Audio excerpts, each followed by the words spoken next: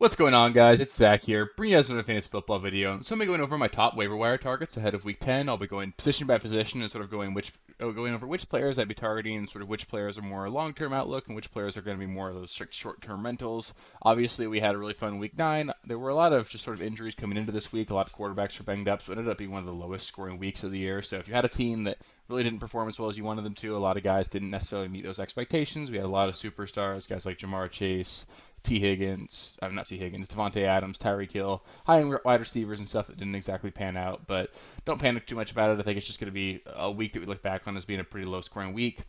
Good news here is we didn't have any really major injuries at any positions, so there's no real concern going forward with a lot of the players that could have gotten banged up. That does mean that we have a bit of a lighter waiver wire episode, especially at the running back position, which is normally a position that we see those waiver wire targets be mainly produced from injuries to the starting running backs. So it's always kind of good when that's a thin area here, just because it means that everyone stayed healthy. But that being said, it's really fun making these videos. I think there's still plenty of big names that we can look at this week and guys that can really help get your teams over the hump. Obviously, we're through 9 weeks, so you guys are probably really getting a feel of how good your teams are. Hopefully, you're 5-4 or better at this point, getting yourself poised for those playoffs. If you're 2-7, 3-6. Obviously, it's time to win out. We got to make sure we're putting the best lineup we can out there every single week. So waivers is going to be one of the best ways to help make sure your lineup gets better and better as the season goes on. So make sure that you guys can keep improving, get yourself set up for the playoffs, and hopefully get you guys some fantasy championships. So that being said, let's just get into the quarterbacks here. And as always, if you guys have any specific ad drop questions or any other comments or anything you want to ask, just feel free to let me know in the comments. I respond to every single comment you guys make. So I'll be happy to get back to you guys and interact with you guys. It's one of my favorite parts about doing all this. So yeah, let's get into the quarterbacks here.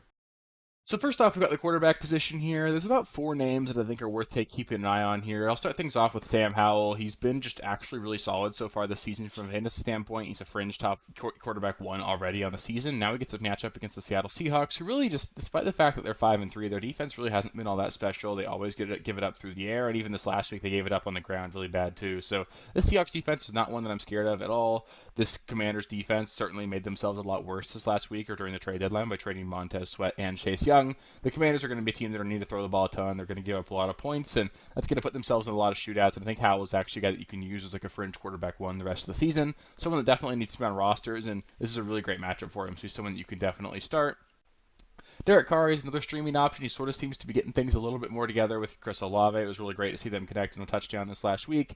They have another plus matchup against the Minnesota Vikings this week, who are really blitz heavy. That means they're a really man-centric defense, a team that obviously has a potential to get beat deep. I think that caters really well to Derek Carr, who can throw it over the top to both Shaheed and Chris Olave. I think we could see a big game for both those guys this week, and Derek Carr could be a big benefactor of that. And the plus side, too, is that this Vikings offense actually might not be as bad as we thought it was going to be after they lost Kirk Cousins. I think Joshua Dobbs, who we're going to talk about here in a second, could be a bit of a stabilizing force for them and make this game a bit more competitive as well. So I think Derek Carr is a really solid streaming option if you need him. Kyler Murray, I think he's someone that absolutely needs to be rostered as well. I don't know that I'd be playing him this week, but he should be getting the start this week for the Cardinals against the Atlanta Falcons. That does mean that eventually there's a very real path for him to end up being a top 5 fantasy quarterback at some point this season. We've seen him do it in the past. He's a guy that absolutely needs to be on fantasy rosters, although, like I said, the Falcons defense is not awful by any means. Kyler Murray, we haven't seen him in a long time, so I personally would prefer to wait and see him for 1 week, just see him perform at a high level before I trust him in my lineup. But if you want to risk it here, I think you could play Kyler Murray. It's not a scary matchup necessarily, so you could do worse than Kyler this week, but I think he's more of a long-term outlook kind of guy. And then Joshua Dobbs, he's someone I'll talk about as well. He's going to be getting the start for the Minnesota Vikings against the New Orleans Saints. Not a great matchup necessarily. The Saints are a relatively decent defense, although they did give it up to Tyson Bagent this last week, so we need to keep that in mind. But the beauty of Joshua Dobbs is that he actually offers a lot of rushing ability on the ground. He had some really fun scrambles this last week. He's an athletic quarterback, and I think that goes underlooked for him. I think he's a really talented player. He's a guy that's actually a quarterback one on the season right now. He's currently the quarterback 11 and 6 point per passing touchdown scoring. A guy that obviously can get it done. Now he's got a huge weapons upgrade in Minnesota. Obviously going from Minnesota going from Arizona. Marquise Brown's perfectly fine, but now he's got Addison, Osborne, Hawkinson, Alexander Madison should be fine. It's a chance that Justin Jefferson comes back as soon as this week as well. Joshua Dobbs could be a decent streaming option the entire rest of the season, and I think he's a guy that does need to be on fantasy rosters for sure. And then one other thing I didn't mention here, I know he's probably rostered in your leagues, but Justin Fields, he could come back as early as this week. If you're in a league that doesn't have an IR spot, it's possible that he got dropped, and I do think he needs to be on rosters because we saw what he did at the end of last season. He's certainly a guy that put it together like a month-long stretch of being a really high-end performer for fantasy. Justin Fields needs to be on rosters, so if for whatever reason he got dropped, if your league doesn't have IR spots or whatever, I think Justin Fields, it's time to make sure you get him on your roster now. Next up, we've got the running back position here. Like I said earlier in the video, we didn't really have any major injuries to the running back position this week, which is it's always a good thing. Actually, we don't have to worry about any season-long injuries. Really, these starting running backs, we did lose Cam Akers to another Achilles injury, which is absolutely brutal. But that doesn't really impact anything from a waiver standpoint. It makes Alexander Madison a bit better the rest of the season, but none of the high-end performers went down for a long time, so nothing that we really need to look at there. So I think the most important ad this week is actually going to be Keaton Mitchell. He got 9 carries this last week, but he had over 100 rushing yards.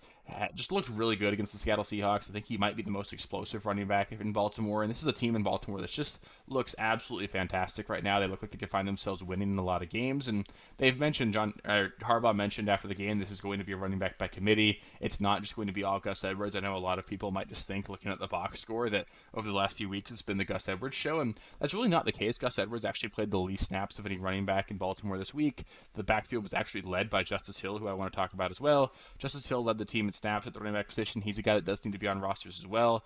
I also think Keaton Mitchell, though, he's the guy I'd prefer to be rostering. He's clearly just a really talented player. There's a chance that he carves out a larger role in this offense, and he's someone that I do want to be rostering, although I'm not trusting him in my lineup anytime soon. I need to see him take over that snap role because we can't rely on 10 touches turning into like 20 fantasy points very often. But keep him on your roster, keep him on your radar. He's someone that needs to be talked about for sure. Zach Charbonnet, second week in a row, he outsnapped Kenneth Walker. I know it was obviously a really gross matchup because they did lose 37-3 to the Baltimore Ravens.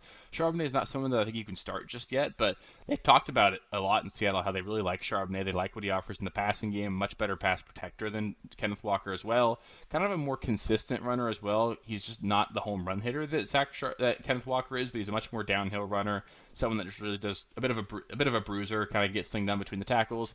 He's a talented player. He's a player that needs to be on rosters, and if something ever did happen to Ken Walker, I don't see any reason why Charbonnet couldn't slot into being a running back one. So Charbonnet does need to be on rosters for sure, and you could potentially flex him in a pinch if you're in a good matchup. Tyjae Spears, I want to keep bringing him up. Obviously, the Titans obviously are going to run through Derrick Henry, but Tyjae Spears is very clearly the handcuff there. Will Levis does make things a little bit more interesting in Tennessee. He's clearly talented. I actually like Will Levis going forward. I think he's a guy that does give the Titans an opportunity to potentially have a franchise quarterback there, and that does elevate the whole floor for this offense. They're an offense that I think is going to score a little bit more than they've done in the past. If anything did happen to Derrick Henry, Spears would easily be a top 15 running back the rest of the season. And then even without that, Spears is still a guy that, especially in PPR formats, he's involved enough. You can flex, so I want to talk about him. I want to talk about Antonio Gibson as well. He's very clearly the pass-catching running back in Washington. Finally had like a good game from a fantasy standpoint this last week. Ended up with about 15 PPR fantasy points. Really just been involved as a pass catcher here. He gets a few touches on the ground as well. And with this Commanders team being a team that's really sort of building towards the future, trading their two best defensive players, Washington's going to be a team that's going to find themselves behind in a lot of games. There could be a lot of opportunities for garbage time dump-offs to go to Antonio Gibson, and he's a guy that absolutely needs to be on rosters. We've seen him be talented in the past. We've seen him be a top 12 running back in his career, and he's a guy, like I said, as well. If anything happened to Brian Robinson, he would easily be a top 10 running back for me the rest of the season, and even with Brian Robinson active, I think he's a guy that you can use a solid like flex play if you need to. So Gibson needs to be on rosters for sure. Jamal Williams actually played like 43% of the snaps this last week. We saw Alvin Kamara's snap share dip below 50%. Not exactly sure why that happened here. I think that's sort of a bit of a fluke. Maybe they didn't think they needed to use him as much against the bad Bears team. So maybe we'll see more Alvin Kamara and more competitive matchups. I know the Bears sort of played the Saints tough, but the game wasn't ever really in danger for the New Orleans Saints. So we could see a situation here where maybe this is just a fluke, but Jamal Williams is the clear handcuff in New Orleans if something were to happen to Kamara, so he does need to be rostered in my opinion. Tyler Algier scored a touchdown this last week. Really just wasn't all that good. The Falcons lost to the Minnesota Vikings. It was really just a gross game for the Atlanta Falcons, but they do play the Arizona Cardinals this week, who give it up on the ground all to basically everybody. I think Algier and Bijan are poised for big weeks this next week. And Algier's a guy that, like we've said many times this season, if something ever did happen to Bijan, he would easily take over that workhorse role in this offense and be someone that could be really valuable for fantasy. And for whatever reason, Arthur Smith wants to utilize him a lot. He's actually gotten more touches inside the red zone than Bijan Robinson so far this season. He's always got a decent shot to score in plus matchups, and especially this week against Arizona, I think you can actually play Tyler Algier for sure. Chuba Hubbard, someone who is probably rostered at this point, but I just need to talk about him again. Continues to operate as a starting running back for the Carolina Panthers. They play the Chicago Bears this week. It's a really plus matchup for them. Hubbard looks to be the best running back in Carolina, although Miles Sanders did look a little bit better this last week. But Chuba Hubbard's still very clearly the starter there right now. I think Chuba Hubbard's a guy that you can play as well if you need to. And then Kenneth Gainwell, I'll bring him up as well. Not someone that you can play as long as DeAndre Swift is healthy, but he did score a touchdown this last week.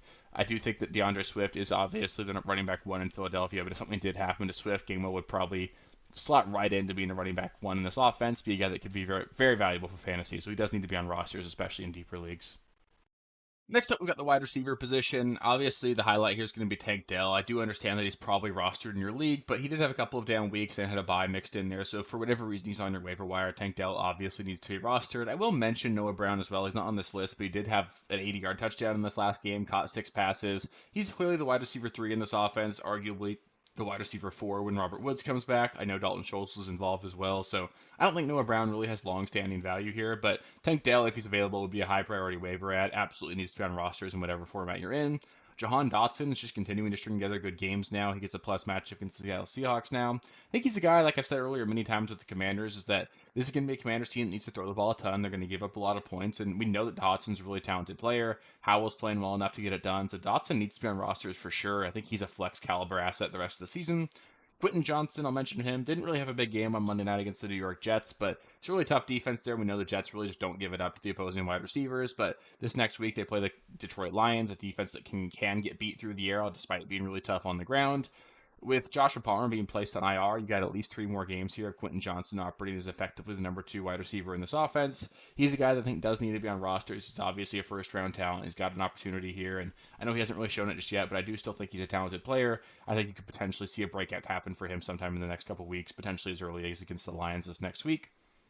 Demario Douglas, I'll mention him. Caught 5 passes for like 55 yards against the Washington Commanders this week. He's just very clearly the wide receiver 1 in New England at this point. I know it's not something that I'm super excited about because there really isn't a whole lot of passing volume to go around in New England. They're obviously not getting the job done on offense, but Douglas is a guy that, especially in PPR formats, you can definitely flex. And I think he is the best player they have in the wide receiver room at this point. He's a guy that could improve as the season goes on. I think he needs to be on rosters, and he's definitely someone that in like 12 to 14 team leagues you can actually flex going forward. Rashid Shaheed, I'll mention him. He just kind of is a decent waiver wire fill in every single week. He's a high end, low floor sort of player, sort of like a poor man's Gabe Davis. He's obviously got that high ceiling with how much of a deep threat he is. I sort of like his odds of putting together a big game this next week against the Minnesota Vikings. I talked about how much press coverage they play, how much they like to blitz. We could see a couple of big plays for the Saints this week, so I think Shaheed could be a decent flex option this week if you want to look there. Khalil Shakir, I'll mention him, pretty much operating as the number 3 wide receiver in the offense for the Bills. Obviously outperformed Gabe Davis this last week, but at least Shakir is a guy that we know Buffalo is going to need to throw the ball a ton. They have a decent matchup against the Denver Broncos this next week. They know on paper the Broncos look like a really great matchup, but they have been a little bit better lately. But I still think you can pass on the Broncos. I think Shakir is going to be involved enough that in like deeper leagues you can definitely play him. Wan'Dale Robinson finally saw the end zone this last week. We've sort of talked about him many times this season so far as a guy that can be rostered, and I think he's pretty clearly the wide receiver 1 in New York at this point. I know that obviously they're going to have Tommy DeVito the rest of the season. Maybe they add another quarterback outside the building, but they're not going to be a very good passing offense the rest of the season. I'm not excited about it by any means, but if you're in a deeper league, if you're in a pinch, you could do worse than Wan'Dale Robinson. He's the number 1 pass catcher in the offense outside of Saquon. Jonathan Mingo, I'll mention him. Didn't have a great week this week. The entire Panthers offense just struggled really bad. Bryce Young played horribly, but we have seen Adam Thielen sort of slow down a little bit. I don't know if that's necessarily just the Panthers offense. Maybe it's just a bad week for the Panthers this last week, but there's still a real chance here that Adam Thielen at his age sort of tapers off as the season goes on. In theory, we could see Adam Thielen trending down the rest of the season, Jonathan Mingo trending up, and as he and Bryce Young build more chemistry, as this offense hopefully sort of turns towards the better the rest of the season, we could see Jonathan Mingo break out and be a guy that could be more useful. So I do still think he needs to be on rosters. Romeo Doubs and Jaden Reed, they'll be the last 2 names I'll mention here. We saw Christian Watson leave the game banged up with a chest injury. We could see Christian Watson miss time, and if that were the case, I think Doubs and Jaden Reed would both get a bump. Doubs obviously being my preference here, but Jaden Reed's shown to be a pretty talented player for the Packers. He's a guy that you could look at as like a deeper league flex option as well. So I think both those guys do need to be rostered at this point for sure. Next up, we got the tight end position here. Actually, a lot of names to talk about. It was really high-end week for a lot of these tight ends. I'll start things off with a guy who didn't actually have a great week, and that's going to be Trey McBride. I do still think he's pretty clearly going to be the number 2 target in this offense behind Marquise Brown. We mentioned earlier that Kyler Murray should get the start for the Arizona Cardinals this week. That obviously raises the floor for this entire offense as well as the ceiling. McBride's a guy that does need to be on rosters. I think he's a talented player, and he's got a real good shot to break out here. Dalton Kincaid, I'll mention him. He should be rostered in pretty much every competitive league at this point, but if for whatever reason he's not, I kind of legitimately believe he's a top 5 tight end the rest of the season. Kincaid needs to be on rosters, and if he's still on waivers, he'd be like a very high priority ad for me. I'd be willing to spend a lot of fab, spend that number 1 priority on him for sure. Taysom Hill, got to mention him as well. Scored 2 touchdowns, 1 through the air and 1 as a receiver. He's just a talented player. I don't like it. I don't like how the Saints use him, but he keeps getting it done over the last 4 weeks. He's averaging 18 fantasy points per game. He's clearly a guy that you can start as a fantasy tight end right now, and until he's like fantasy ineligible as a tight end in your whatever platform you're on, I think he's a guy that you can certainly be using. Logan Thomas, he continues to be an integral part of this Commanders offense. Didn't have a huge day this last week, but he's a guy that you can always play if you want to, so he's sort of been a staple on this list over the last several weeks. Jake Ferguson had a breakout game this week, had like 80 yards, scored a touchdown. Just very clearly the number 2 pass catcher in this offense at this point. Dak Prescott very clearly likes his relationship with him. They're talented. They're a high-end offense. They've got a good setup going here, and Jake Ferguson does need to be on rosters and certainly could be used the rest of the season as just like a streaming option. You could just plug in Jake Ferguson the rest of the season and just let that ride. Jonnu Smith continues to be featured in this Atlanta Falcons offense. Just a good player. We saw how explosive he was. He had a huge touchdown play this last week. I know it's really infuriating watching him have really high-end games while Kyle Pitts doesn't do much, but Jonnu Smith is clearly involved in this Falcons offense. He needs to be rostered for sure. Cade Otton scored twice for the Buccaneers this last week. Still pretty clearly, in my mind, the 3rd or 4th target in the offense if you want to include Rachaad White. But I think he's a talented player. He's a guy that certainly could be rostered and could be started if you need to. And then Cole Kmet continues to show that he's got chemistry with Tyson Bagent. He's just a good player. He scored twice this last week. I think he's a guy that can definitely be rostered, and you can definitely play him going forward if you want to. And last, but certainly not least, we've got some defensive streaming options. Kind of a bad week for defensive streaming options. There's really no like lower tier defenses with really great matchups here, so it's not really a situation that I'm super excited about. But I'll start things off with the Indianapolis Colts. We saw they do have that turnover capability this last week. They got 3 interceptions, returned 2 of them for touchdowns. They did that all without Zaire Franklin, their best linebacker. There's a lot of talent on this defense. They've got a couple of good pass rushers. They've got good linebackers. They've got some playmakers in the secondary. They play the New England Patriots in Germany this week. We often see that these international games end up being sort of just duds. There's just a lot that goes into making that travel across the sea.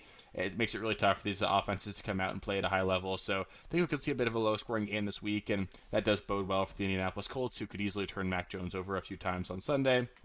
Next, we got the Chicago Bears. I know it's a really scary proposition to suggest playing the Bears defense, but they play the Carolina Panthers on Thursday night, similar to those Germany games or those overseas games. These Thursday night games often end up not really being very high-octane games. We see a lot of mistakes, a lot of just sort of messy football on Thursdays, and obviously the Carolina Panthers are capable of playing some really bad football. We saw Bryce Young turn the ball over several times this last week through 2 pick-sixes. I think the Bears have an opportunity here, especially with Montez Sweat there. Should be able to generate more pressure. You could certainly do worse than the Bears defense this week. Then I'll mention the Seattle Seahawks as well. I don't think they're a very special defense by any means, but they do play the Commanders. The Commanders have been pretty turnover prone so far this season. I think there's an opportunity here for the Seahawks to get a couple sacks. Obviously, the Commanders do not have any ability to pass protect. There's going to be a lot of opportunities for sacks this week, and obviously the Seahawks have a couple ball hawks in the secondary as well, so you could see a couple turnovers, coupled with a few sacks, and that really is what we're looking for when we're looking for streaming defenses, so you could certainly play those guys. So that'll do it for this week's Week 10 waiver wire video. Up next, I'll be going over my trade targets. So you'll get a video where I go over players I'm looking to buy low on and then players I'm looking to sell high on. And I'll try and touch on players as well that you should be targeting if you're sort of in win now mode, or players if you're looking to sort of poise yourself towards the playoffs. So we'll really sort of start taking that deeper dive into what those playoff matchups are going to look like, try and get you set up so that if you're really setting yourself up for the playoffs, you know you're going to make it. We can make sure that your roster's as set as possible going into that. So it's getting to be that time of the fantasy football year. There's a lot of things that are going to change over the next few weeks, and we got to make sure that we're making sure we're keeping our teams as good as possible, getting set up for the playoffs as much as we can, and making sure that we don't peak right now and put ourselves in a position where we're not competitive once the playoffs actually start. So really exciting first couple months of the season here. Let's keep things rolling. I really appreciate all the support you guys have given as well. We're like at 930 subscribers at this point. It's been super cool to see the channel grow. I'd love to hit 1,000 subscribers by the end of the season. So if you watch all these videos and you haven't subscribed for whatever reason, just do click the subscribe button. Maybe you haven't realized that you haven't. So just check. If you like the video as well, please do give it a thumbs up. It really helps the algorithm. It helps me know that I'm doing a good job and all that. So as always, if you guys have any specific questions, let me know in the comments. Love interacting with you guys there, and I'll catch you guys tomorrow with the trade videos. So thanks, and I'll see you next time. Thank you guys for watching. If you haven't already, please be sure to subscribe to the channel, like the video, check out these other videos here if you haven't. If you want more content, please feel free to follow me on Twitter at RealSteelFFB. I'll be more active on there as the season goes on. Thanks. Catch you later.